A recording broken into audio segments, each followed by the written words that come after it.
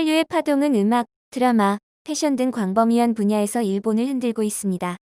하지만 한국을 싫어하는 일부 일본인들은 한국 정부의 국책과 로비로 현 상황이 만들어졌다는 공상과학을 스스로 만들어 위로하고 있는데요. 오늘 또 그들의 머리를 아프게 할 소식이 전해졌습니다. 2020년은 전 세계가 코로나로 고통받고 집에서 보내는 시간이 길어지며 동영상 플랫폼의 소비가 증가했습니다. 일본도 비껴나갈 수 없었는데요. 이런 상황에서 한국 드라마들이 연이어 대작을 만들어내며 전 세계의 한국 드라마에 힘을 보였습니다. 그중 사랑의 불시착, 이태원 클라스, 사이코지만 괜찮아는 한국에서도 데이트를 치며 세계를 흔들었는데요. 일본 방송에서도 많은 연예인들이 드라마에 빠져 행복하다는 멘트를 쏟아냈었습니다. 그 대대적인 인기를 반영한 듯 일본의 넷플릭스 화제작 탑10의 한국 드라마의 강세와 2020년 유행어에서도 사랑의 불시착이 선정되며 한국 문화에 힘을 보였습니다. 올해 일본의 넷플릭스에서 한국 드라마 시청률은 지난해보다 무려 6배 이상 성장하며 한류 팬이 더욱 확장되는 상황을 보이고 있습니다. 일본 넷플릭스 시청률 1위는 사랑의 불시착, 그리고 2위는 이태원 클라스가 차지하며 영향력을 발휘했고 후발주자였던 사이코지만 괜찮아 역시 6위에 올랐고 청춘 기록, 김비서가 왜 그럴까는 8위와 9위를 기록하며 톱10 중 1위를 포함 5개의 한국 드라마가 차지했습니다. 그리고 3위, 4위, 5위, 10위는 일본 애니메이션이 차지했습니다. 톱10의 기록에서는 일본 드라마는 한 편도 차지 못하며 굴욕적인 기록을 보였습니다. 그리고 7위에는 일본의 국민 아이돌 그룹 아라시의 다큐멘터리가 차지했습니다. 일본의 매체들은 BTS의 아라시를 비교하며 아라시를 비참하게 만들기도 했었는데요. 이제 아라시는 BTS라고 하는 세계적인 한국 가수가 아닌 한국의 드라마한테까지 밀리며 처량한 마지막을 보여주고 있습니다. 요즘 일본 드라마는 하나도 재미없다. 한심한 각본으로 잘 나가는 배우들을 모아놓고 시청률을 노리고 있을 뿐 제대로 된 각본을 쓸 수 있는 사람은 없어진 것 같다.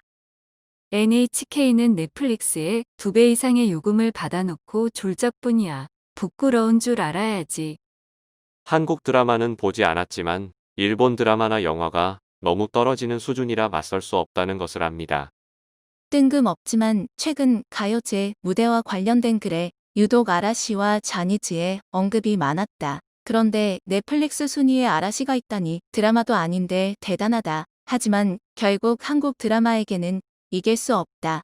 여러모로 아라시가 아래로 언급되는구나. 사랑의 불시착은 10회가 넘게 봤다. 내가 크게 기여했다. 그리고 더킹 영원의 군주도 5번 봤다. 넷플릭스에서 일본 드라마, 영화는 보지 못했구나.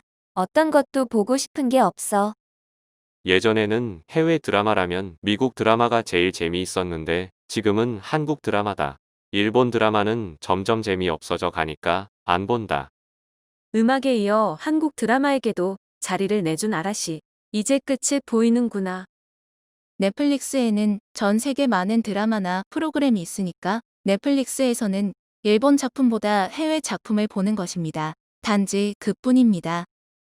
전 세계 많은 영상을 보는데 탑10에는 다른 나라는 없고 한국뿐이네요. 그냥 인정하고 한국 드라마를 보세요. 분명 빠지게 됩니다. 차라리 7위에 아라시가 없으면 덜 부끄러웠을 것 같다. K-팝의 뿌리는 잔이라고 말하던 아라시는 BTS는 물론 한국 드라마를 통해서도 본인들의 말이 사실이 아니라는 걸 몸으로 직접 보여주고 있다. 부끄럽다. 한류라는 한 덩어리로 말하지만 작품마다 다른 거니까 한류라고 말하는 것은 위화감이 있다. 왜냐하면 미국 드라마와 영국 드라마가 히트해도 그것은 작품마다의 평가이며 함께 미국 붐이라든지 영국 붐이라고 말하지 않는다. 한류라는 것은 일시적인 붐을 가리키고 사용하는 용어이지만 한류의 일시적인 붐은 이제 없어요. 일본에서 문화의 하나로 정착하고 있다고 생각합니다. 한국을 편애하는 게 아니라 영화도 문학도 음악도 어쨌든 질이 높은 거죠. 올해는 한국의 엔터테인먼트에게 많은 신세를 졌다. 사랑의 불시착 무적 1위. 더킹 영원한 군주는 난해하지만 꽤 재미있어 빠졌다. 한국 영화, 드라마는 놀라울 정도로 정교하다. 보면 실제로 재밌다. 특히 한국 드라마라고 들으면 잘생긴 미남 미녀의 연애 스토리로 포장도 반짝반짝 빛나는 것들 뿐이었던 것 같은데 지금 넷플릭스에서 인기 있는 스타트업이나 이태원 클라스 같은 건 연애보다는 사회파 드라마로 나 같은 일반 사회인이 봐도 굉장히 재밌어. 보지도 않았는데 비난만 하는 사람은 넷플릭스에서 한 번이라도 보는 것이 좋다. 인기의 이유를 알 수 있다. 보면 알 수 있는 한류 드라마의 재미. 일본 드라마는 각본이 서툴러서 앞이 읽혀버린다. 한국은 별로 좋아하지 않지만 엔터테인먼트는 억울하지만 완전히 지고 있다.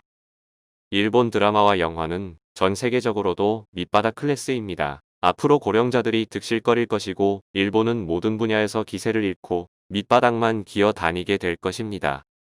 유행어 대상의 사랑의 불시착이 선정되었을 때 트위터에서 거짓말이니 음모니 하는 말이 있었지만 실제로 넷플릭스에서는 쭉 탑10에 3편 이상의 한국 드라마가 들어가 있어요. 그만큼 역시 보고 있다는 거죠. 한류는 사실 인기가 없다. 한류가 싫다 등의 댓글이 늘 존재하지만 일본의 현실을 분석해보면 한류가 인기 없다는 것은 말도 안 된다. 한류는 영미 엔터테인먼트와 함께 일본에서 가장 인기 있는 엔터테인먼트이기 때문이다. 대만, 중국, 태국 드라마 마니아도 존재하지만 한류 드라마와는 비교가 안 되고 한류는 드라마, 영화, K-팝까지 범위가 넓다. 시부야 타워 레코드에서조차 2019년 K-팝 규모를 2배로 확장해 5층 자체가 K-팝 층이다. 타워 레코드 시부야점을 K-팝 팬의 성지, 세계 넘버원의 K-팝 스토어를 목표로 하고 있다. 한류, K-팝이 싫은 것은 개인의 자유지만 한류, K-팝이 인기 없다는 것은 말도 안 되는 주장이다. 안타깝게도 엔터테인먼트계에서는 한류는 이길 수 없다고 본다. 각본도 배우의 층도 아이돌계조차 맞설 수 없는 레벨. 한류는 세계를 내다보고 있고 한 작품이 일본 드라마보다 2배 이상 제작비도 높고 내용도 더 풍부하고 깊다. 분하지만 일본 드라마는 보럼도가 나지 않는다. 결코 한국을 좋아하는 건 아니지만 드라마에 대해서만큼은 부러워. 조작이라느니 한국 미디어의 로비라느니 날조의 말로 현실을 보지 못하고 눈을 가리고 있는 사람들이 너무 많다. 걱정스러운 건 그런 코멘트를 믿고 같은 생각을 가지는 일본인들이 늘어날까 하는 걱정이 앞선다. 한국이 전 세계를 상대로 이런 날조를 한다고 생각하는 자체가 벌써 틀렸다. 그런 망상 속에서 나와서 이제는 우리가 뒤처진 부분을 인정하고 노력해서 더 좋은 작품으로 일본인 그리고 세계에 인정받을 수 있게 노력해야 한다. 스스로를 위안하며 그렇게 갇혀 있다가 시간이 흐르면 그땐 너무 늦었다. 배우고 노력하길 바란다. 한국 드라마, 한국 패션, 한국의 가수들이 갑자기 전 세계에서 인기가 있다느니 하는 게 국책과 로비가 아니면 동시에 벌어질 수 있는 일이야? 개인적인 생각입니다만 지금 일어나는 현상들은 갑자기 벌어진 일이 아니며 수년간 한국의 아티스트와 업계의 사람들의 노력을 통해 이제 점점 수면 위로 올라오고 있는 것입니다.